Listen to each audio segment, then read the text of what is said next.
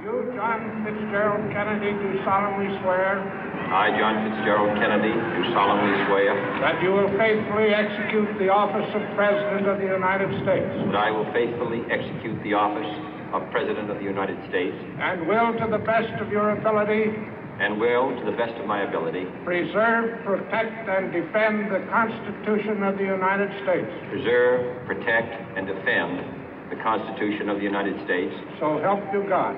So help me God.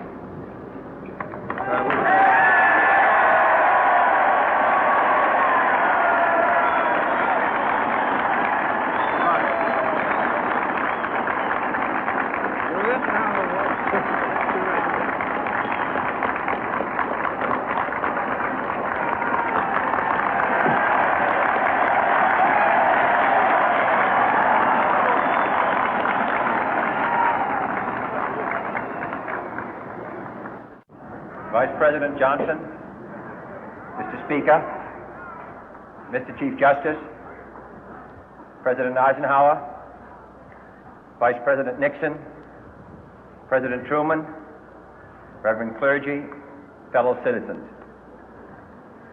We observe today not a victory of party, but a celebration of freedom, symbolizing an end as well as a beginning, signifying renewal as well as change.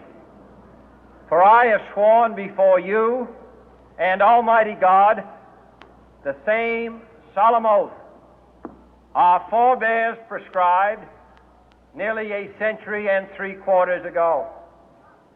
The world is very different now, for man holds in his mortal hands the power to abolish all forms of human poverty and all forms of human life. And yet the same revolutionary beliefs for which our forebears fought are still at issue around the globe. The belief that the rights of man come not from the generosity of the state, but from the hand of God. We dare not forget today that we are the heirs of that first revolution.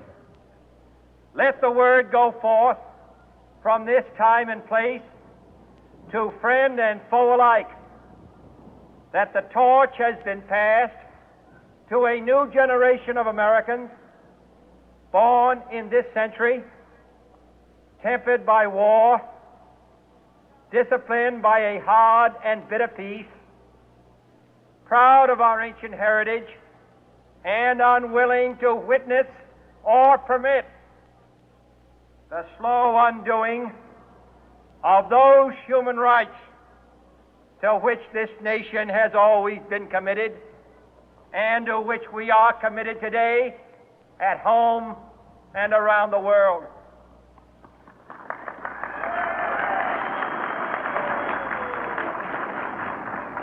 Let every nation know, whether it wishes us well or ill, that we shall pay any price, bear any burden, meet any hardship, support any friend, oppose any foe to assure the survival and the success of liberty.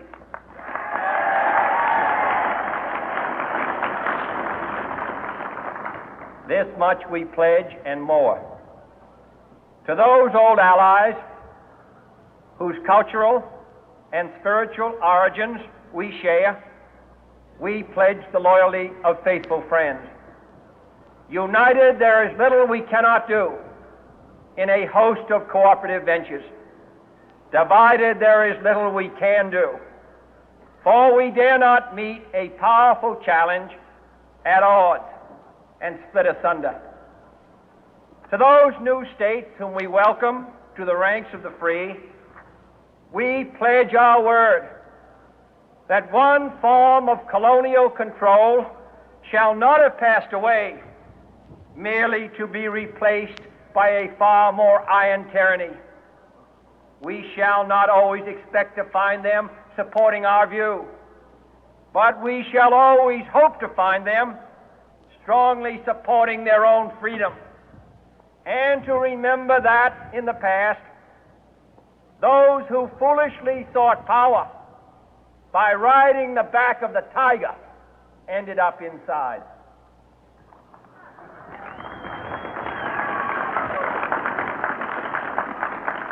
To those people in the huts and villages of half the globe struggling to break the bonds of mass misery, we pledge our best efforts to help them help themselves for whatever period is required, not because the communists may be doing it, not because we seek their votes, but because it is right. If a free society cannot help the many who are poor, it cannot save the few who are rich.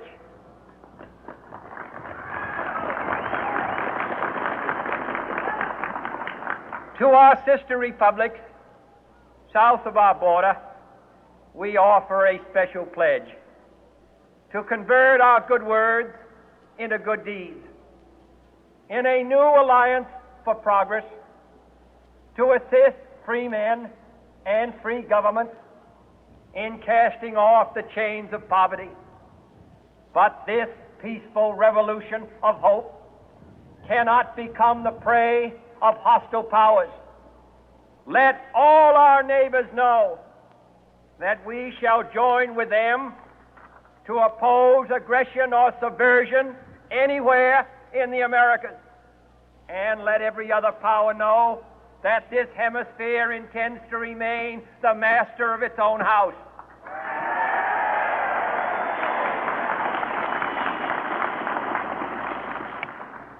To that World Assembly of Sovereign States, the United Nations, our last best hope, in an age where the instruments of war have far outpaced the instruments of peace, we renew our pledge of support to prevent it from becoming merely a forum for invective, to strengthen its shield of the new and the weak, and to enlarge the area in which its writ may run.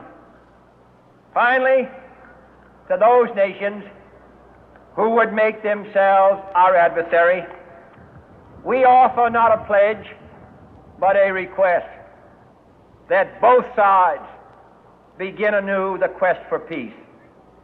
Before the dark powers of destruction, unleashed by science, engulf all humanity in planned or accidental self-destruction, we dare not tempt them with weakness, for only when our arms are sufficient beyond doubt can we be certain beyond doubt that they will never be employed.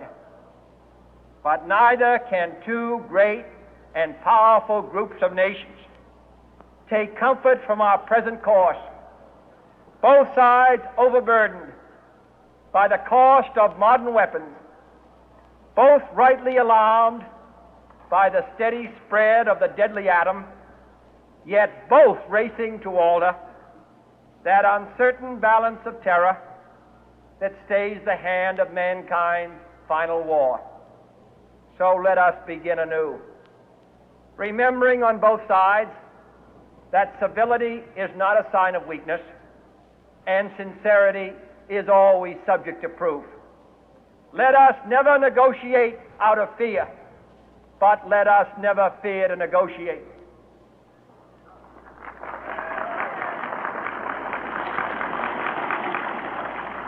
Let both sides explore what problems unite us, instead of belaboring those problems which divide us. Let both sides, for the first time, formulate serious and precise proposals for the inspection and control of arms, and bring the absolute power to destroy other nations under the absolute control of all nations.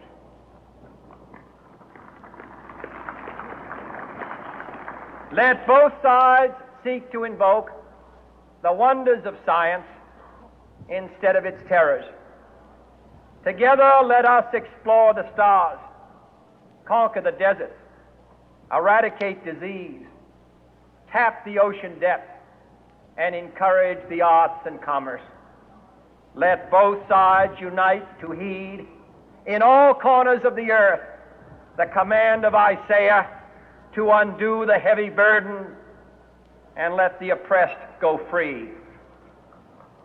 And if a beachhead of cooperation may push back the jungle of suspicion, let both sides join in creating a new endeavor, not a new balance of power, but a new world of law, where the strong are just and the weak secure and the peace preserved. All this will not be finished in the first 100 days, nor will it be finished in the first 1,000 days, nor in the life of this administration, nor even perhaps in our lifetime on this planet. But let us begin.